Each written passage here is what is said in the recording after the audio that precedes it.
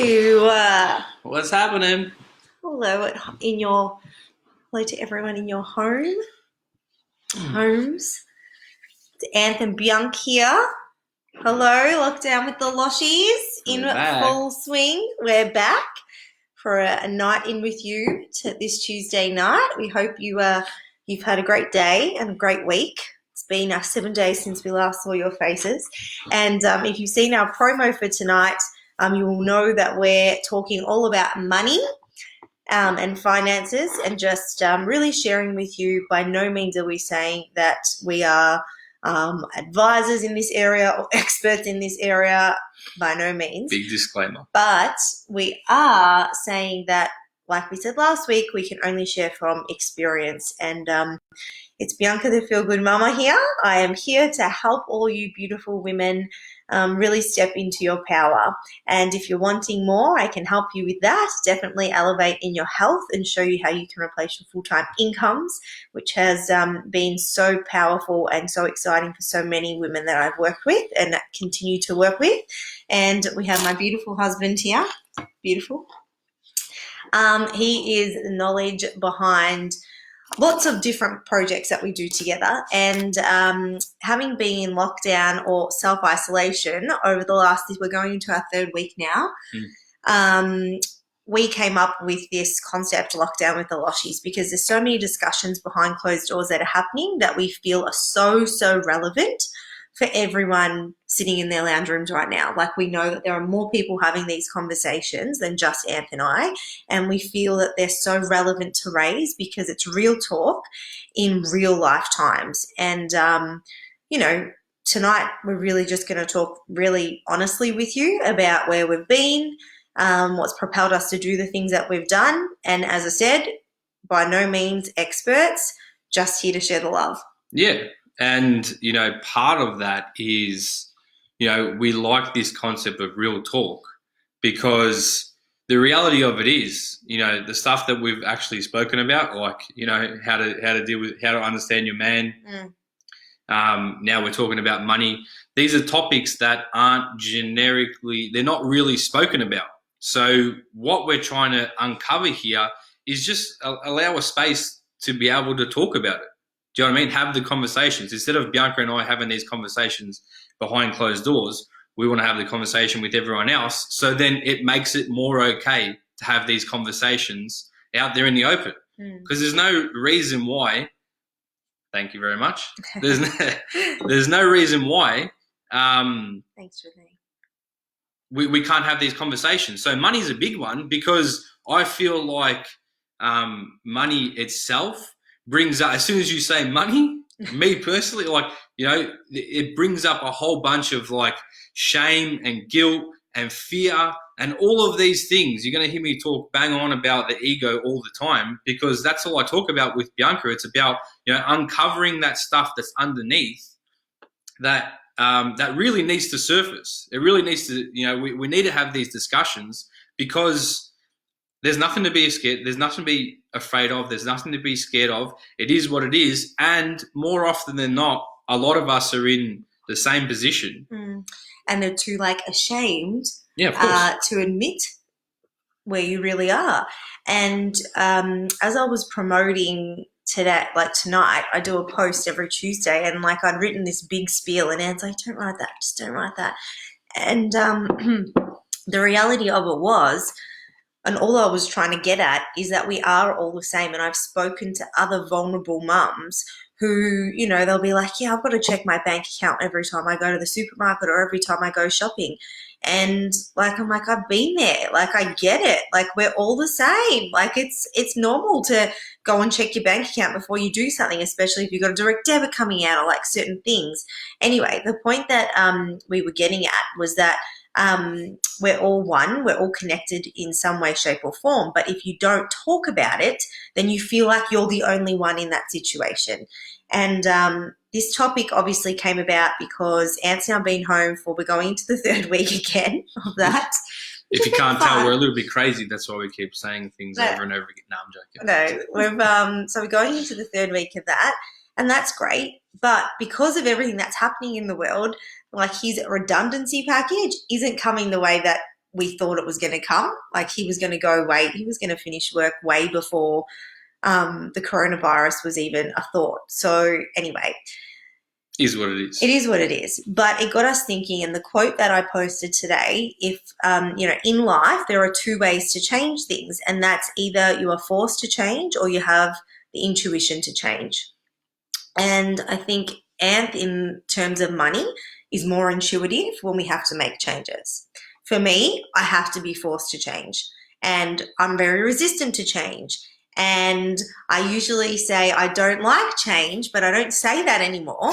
I'm open to changing because I now know what making change can look like on the other side of the decision. So if I take you back 5 years ago when Anth first found, so we're going to talk about different ways that we bring income into our bank accounts every single month. And we're still working on some coming in, but we're doing the work, right? We're taking the action. We're very proactive people. So before she takes off on this, Mm. I'm going to take you prior to 5 years ago, because just to give you, just to give you, just to give you a backdrop so you can understand, where it all came from.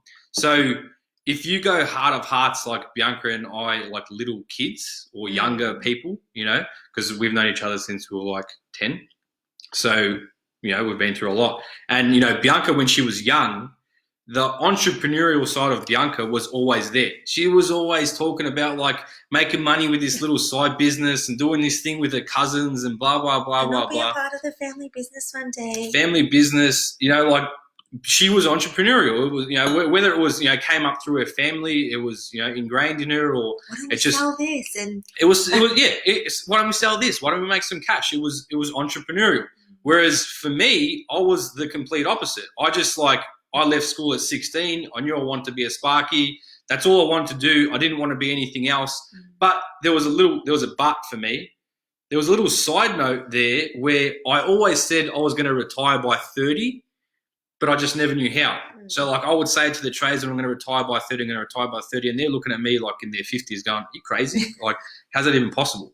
And I'm 31 right now, so I still don't know how it's possible, but we're working. No, I'm joking. We're working it out. But the point to my story was Bianca was always intuitively entrepreneurial, and I was like just happy to work for a boss, work for an employee, be an employee, no worries, show up, do my job and leave, which is why forced to change or intuitive to change. Like I got forced out of my job due to redundancy. Do you know what I mean? I didn't leave. That's just the way that I am. But going now back to what Bianca's saying 5 years ago, what started to happen was opportunities started to arise where we could okay, maybe this is the way that we're going to be able to create financial independence. So the multiple streams of income, the ideas started in our mid to late 20s. Because we were capped. Like before we had Aria, before we became parents, it was go to work, do your hours, and get paid that amount. There was no changing it. I didn't have overtime. Overtime, I was on a salary. You go to work, you do your hours, you get paid. You work any extra, you don't get any extra. You work any extra, you'd get overtime. But most of the time, when you were interstate, it was you work and you do your time. That's it, right? Time for money. Yeah, and it wasn't until we had Aria and then it was time for me to go back to work, or my time was, my maternity leave was ending, that the option to go back was on their terms. And it was, you have to be at work 4 days a week. You have to be full-time. No, it was 4 days a week or full-time. No, full-time, and which was 5 days. And for me, as a mum, I'd fallen in love with becoming a mum and being a mum to Aria just at that time, that I didn't think that was the right path for me at that moment. And I put my job on hold, and I kept that on hold for 3 years. But it got me thinking, and I'd already started my journey with Herbalife in terms of a health result, and I fell in love with the product, and I was helping so many people, and I was already getting an income from that, a very small income to begin with, by just being me. I love talking to people, I love helping people, and I would refer like mad because everyone was impressed with our results. So I started doing that. But it was really Ant that saw the opportunity from a business perspective. And I was extremely resistant to that because I was like, I'm going back to work. I will figure it out. I'm going back to work. But then when I couldn't go back to work because I chose not to, that's when I was like, tell me a little bit more about why you're so interested in this, because he's not a dumb person. Like, you're not silly. Yeah. Like, why But were you so? Why did you go overseas and but invest this all this was, time? going back to like what Bianca's saying. This is perfect, Anthony Bianca. Mm, Bianca, resistive to change. Anth, just open, jump all in. Let's go yeah, have some fun. Like it was in the beginning. Yes, there was like the whole business sort of outlook or vision on it, but it was really a bunch of fun. mm, Not to mention there was like the whole health aspect that sort of helped this along. Like when two people weigh over 150 kilos or 180 kilos between them, and then they start shrinking. A lot of talk goes there around was all more the. of that. Do you know what I mean? Yeah, there was all of that stuff, but from the business sense, for me, I'm just optimistic and open for change by nature. I'm Yes. happy to jump in. So hearing all these things in the beginning, hearing all these success stories and people, having great results and people making income and people doing not only Herbalife, but just open to diversifying income. Yes. And this allowed the conversation opener to Bianca and I saying, okay, well, I think it's time that we actually get serious about diversifying our income and actually have more than just our jobs. Yeah. But it was the way that the nature in which the income was earned that I didn't understand. So once I sat down and actually fully understood how it all worked, Mike, you're telling me that I do one job every day and I can get paid 5 different streams of income. So I'm sitting right here getting paid this form of income, this form of income, this form of income, this form of income, this form of income. Why didn't you just tell me that from the start? I would have done it. Like, I'm the give me a plan, I'll follow the plan, and I'll take action. But I also said in my post today when I promoted tonight that I'm not driven by money. I'm not. My previous job was in community corrections. I loved that job. Did not get paid too much to do it, No. but I loved the job because I was giving back and I was doing something that fulfilled me. So there's a bit of a connection here. Same thing with Herbalife. Like, at the time, I wasn't looking for money. I was just looking for a health result. But I fell in love with the process. Do you get what I'm saying? It's actually given me purpose and drive. So for me, the purpose needs to come before the money. I need to be able to enjoy and put that's my connection. So what I'm saying is perhaps as an action step for you guys is find your sweet spot. Like, what are you good at? What do you enjoy? And connect the dots and go and find whatever it is that side hustle or that passion is. And don't get me wrong, would I love to work with you all? Absolutely. But if it's not for you, it's not for you. Like, you've got to find something that lights you up. And that's what drives me every single day. And I think that purpose we're going to talk about in like another another session. But it is something that truly connects you 100%. to the outcome, because if you're energetically aligned, then the money will come. That's my philosophy. That's my belief. If you know what you want, you know why you're doing it, then wouldn't you be pushing yourself a little bit further to achieve that? Of course. Mm. I've got like 3 different conversations going in my head right now about like directions of what you're saying there. So, purpose, we just spoke about this the other day in the car about purpose. Mm. The reason why purpose is so massive these days is because so many people do their job, swap time for money, Yes. for no purpose. So when people say, I'm tired, the standard day-to-day, blah, blah, blah, blah, blah, all the standard talk around work, the reason that you have that, lax approach about it is that's the purpose thing. Like I said, we could get into another topic about that purpose thing, but I just want to touch on what Bianca was saying about this is the thing about diversifying the income. It doesn't matter what it is. It's the reason, like right now, if you, like myself, have actually lost your job, so one source of income, I was a Sparky. like from myself, putting into the family. That income gone. If you were only a Sparky or you were only something, fill in the blank. If you were only one thing and that is gone, Then what? Then what? Like this is so many people now, Then what? are freaking out, going like, I need to find a new job. I need to pay my rent. I need to pay my mortgage. I need to put food on the table for my kids. Need like all these things because that one stream of income is now gone. Yeah. That's why it's so important to consider the options of, what's out there of yourself and moving forward for the future. Yeah. And I guess like there was a fear around looking out of the box, like, but I'm a corrections officer and this is what I do. Like, that's my career. That's what I studied. Diversifying does not, like for me, it just means now when I look back, it just means being open. And I was forced to be open, but now you can intuitively choose to make the change. Like you don't have to be sitting at home thinking, oh, when am I going to go back to work? Am I going to go back to work? Am I going to go back to the position I was in? Like you can make that choice right now and be like, you know what?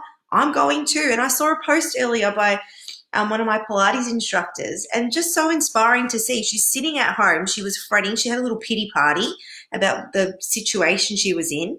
And now she's actually enrolled herself in certain courses to create some growth within herself and create new skills and enhance new skills. And I just thought that was so great to see because it's like she's actually doing something versus, sitting there being reactive and not doing anything. Why don't you actually take the next step and look around you to the opportunities as to how you can diversify?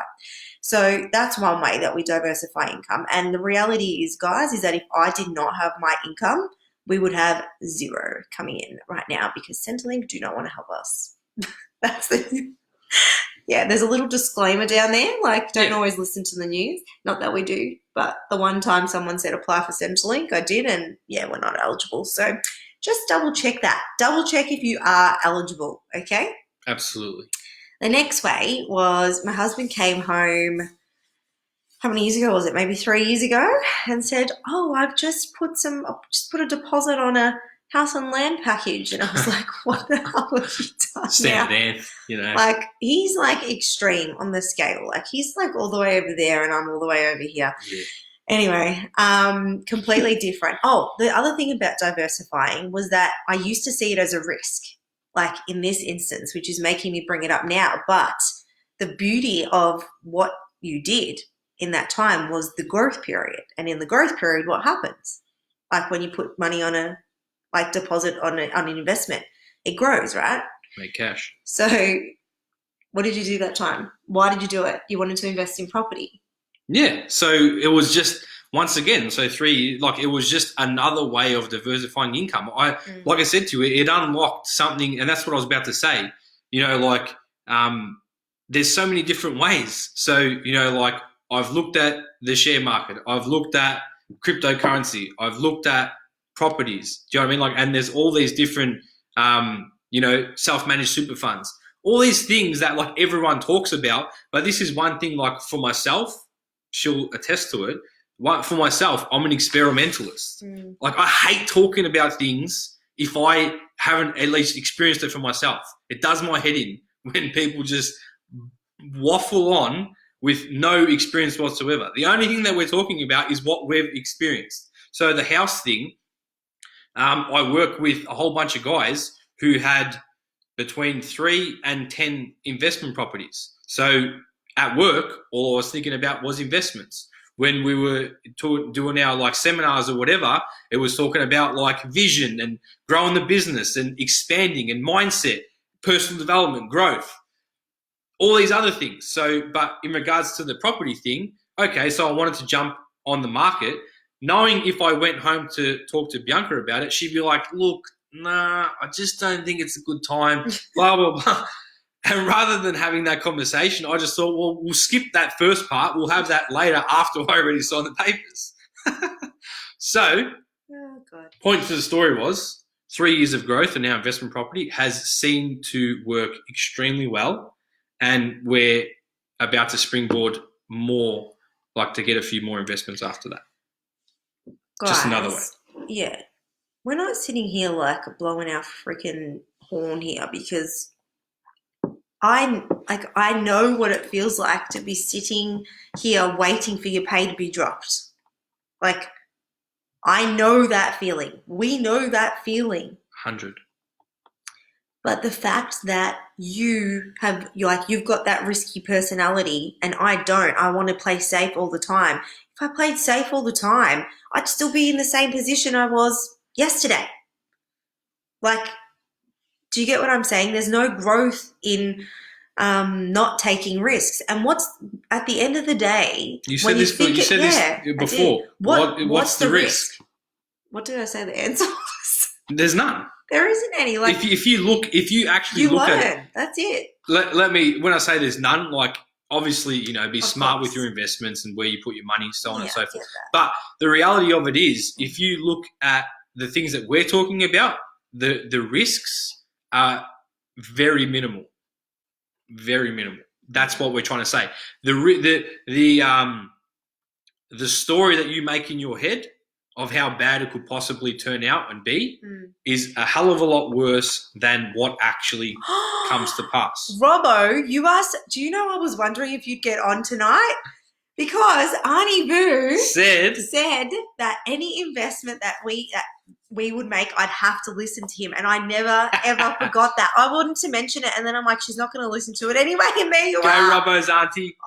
Roberta's one of my beautiful friends from work who's Vietnamese, and they're very superstitious. And one time I went to her house and Auntie Boo was there, and she's a bit of a fortune teller, and she like did this thing with this turtle. Anyway, she said, all I need to do is listen to my husband. I'm like, okay, I'll listen to him. It's always right. No, not always. Oh, sorry, I interrupted you. No, that was funny. What else have you done? Oh, and you did that Vietnamese dong thing? Yeah, Vietnamese dong. Well, hang a second. I'm not saying that all my investments have been great, but I've... I love you, Robert. Once again, the point for me is at least experimenting in certain things. That's my thing. You could sit here all day. You could listen to this. You could listen to a whole bunch of information, gather all this information, and not make any decisions and do anything. Yeah. But all we're saying is, all this is just allowing the conversation to be there. Open yourself up to more opportunities. And then what you were saying about the resistive part, what I want to say there, once again, going with our motto of don't fight it, just flow with it. The whole thing, if you're freaking out about where am I going to get a job next, where's the next paycheck going to come from, like what I'm saying is we could be freaking out right now about am I going to work, this year, or what's going to happen next, so on and so forth. But I'm just like, listen, chill, relax. Everyone's at the position that they're at. We've got a couple of things going right now, so let's see how they go. And something will pan out in the future. But the thing that you have there is you have faith. And not everyone has, and this is what I'm saying is usually when I talk this way, there's certain people that, I used to work with or whatever, and they'd be like, dude, you are tripping. Like, what's your deal with this stuff? I can't explain to you why I've always had faith or, believed in luck or, so on and so forth. It's just been that way. People who say, I'm not lucky, they're not lucky because they don't believe that they're lucky. If you say, I'm lucky. Man, I'm lucky. Man, I'm lucky. Serious. We're lucky. Then you're lucky. And you could have won one raffle and be like, I'm lucky. And that could just, condition you to be lucky forever.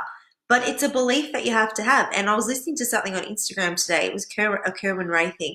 And he said, if you're thinking that your business is like shit at the moment or like life's crap at the moment, and that's the energy, like I'm never going to find a job, I'm never going to find a job, I'm never going to find a job. Where do you think your energy level's at? I'm never going to find a job, I'm never going to find a job. So that's why vision is so important. Like having something to connect to, that purpose that we're going back to that. I don't know why we're going back to that, but we are. That purpose and that vision of what do you want and why do you want it? Because if you can connect to that end feeling, you can create the vibration, the energy that you need to attract that into your life. And we're very about that. Like, when those days are like, I've got to look at my bank account back in the day and I have to, wait for the bank to drop the money in, like that lifestyle. It was like, when is it coming? When is it coming? And then I'd make a big sale or something would happen, and I'd be like, why did I even worry about that? That's Like, it. I knew that the universe had my back. I knew that, like, intuitively, that we were always going to be okay. So it's about coming up with that, like, that mentality and that philosophy for yourself, for what you stand for. But something really changed when we started to have a different relationship with money, and that was when we looked at, like, I think it was a couple of years ago. I think it was just over 2 years ago, when we're like, look, nothing's changed this year for us from a financial perspective. We haven't moved forward. What are we going to change? And I said, look, we're great at spending money.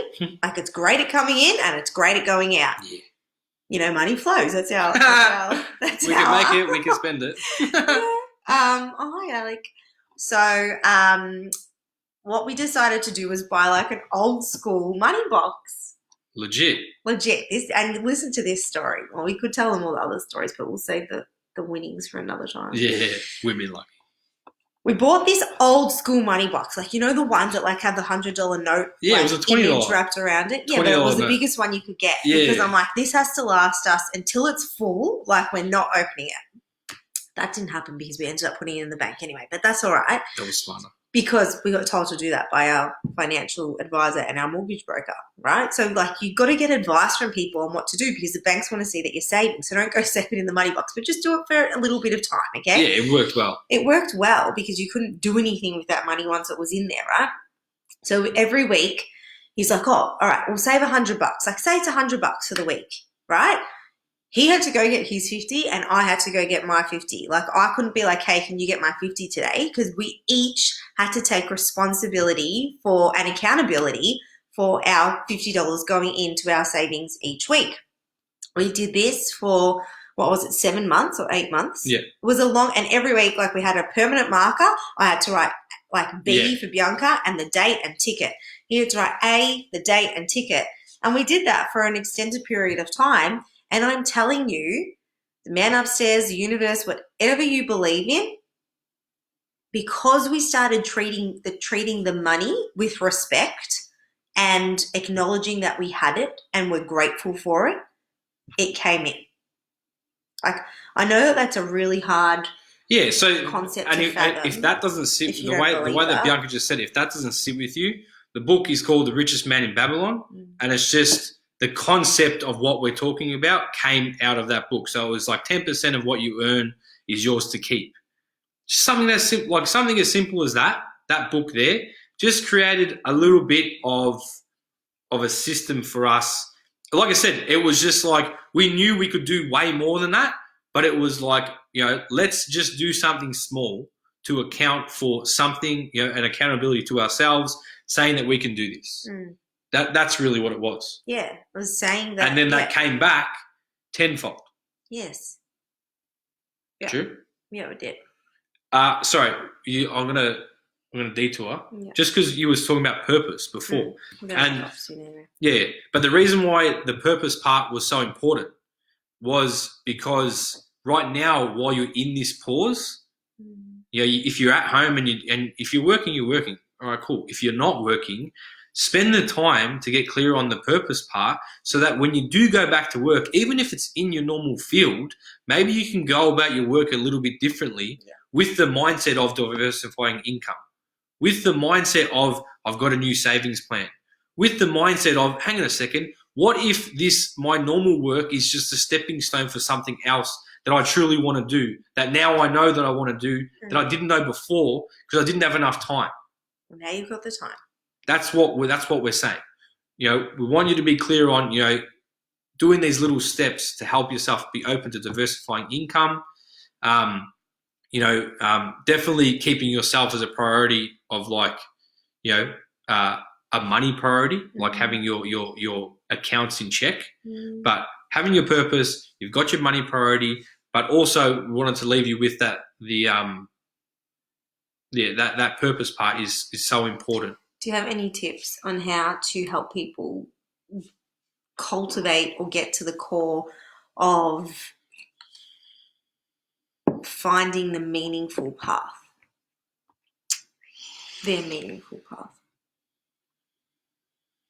Because for me, it wasn't until I think it stems from gratitude, like because motherhood completely grounded me and made me look at life through a new lens, that took me on the search for finding my purpose.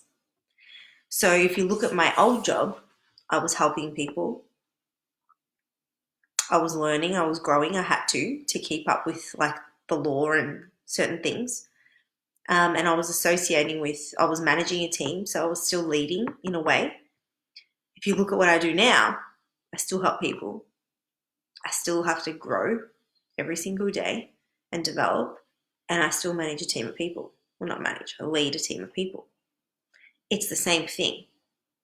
So for me, my tip to you would be, what are you doing now?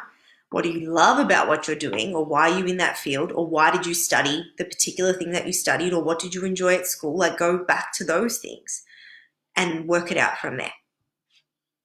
I guess for myself, listening to I used well not used to I still listen to Ty Lopez, and his thing was go back to when you were younger. So let's just say 10, 12, maybe 13 or 14. Go back to something that you actually enjoyed back then, or that you thought you were gonna do when you were older. Mm-hmm. And it might be completely different, but the point is that it invokes a feeling or a thought inside of you, thought-provoking, something that you haven't necessarily thought about, or a way that you thought about it. So you go back to when you were younger, think about that, but then it's a matter of writing it down and just sitting with what you're writing down.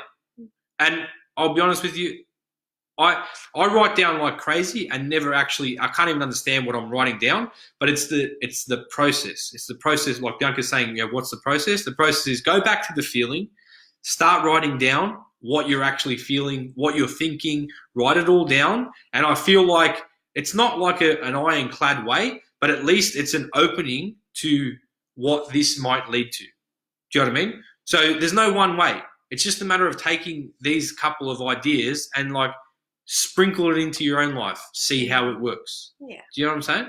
Yeah. And definitely talk to like the professionals or the mentors in that Of area. course. Yes, Ty Lopez. That's what he said. T-A-I. Ty Lopez. Yeah, T-A-I. Yeah, the Money Bucks idea is awesome. Hi, Caroline. Yeah. And yeah, anyway, look, like we said, we've come a long way, and every year we sit and we acknowledge the wins that we've had. Even if it's like, one of the wins last year was like, we paid off our credit card. That was so rewarding in itself. So we do not have a credit card. If we cannot afford to buy it in that month or whatever in that week, then we don't. Like, that's just the way it is. And we feel very grateful to have gotten rid of that. That works well for us. That works very well for us. Hey, listen. That's it. That's another tip. Like, work out what works for you. Work out what works for you, because we were like, people had told us, no, it's better to work on credit and, offset your mortgage and blah, blah, blah, blah. Know how you operate. Bianca and I operate best without credit cards. Just saying. No credit. Anyway. That's enough for lockdown with the Loshies tonight. It's been fun. It has been fun. And we don't anymore. We don't look, we know what we're going to talk about in terms of the subject, but we do not plan any of this stuff. So if there's anything that we haven't covered that you want to talk about, or if there's any questions that you want us to answer, or you just want to say hi, just send us a message and we'll send you some loving back. But we hope you are enjoying ISO life. Stay safe. And sorry. And we'll see you all next week. See ya. Bye.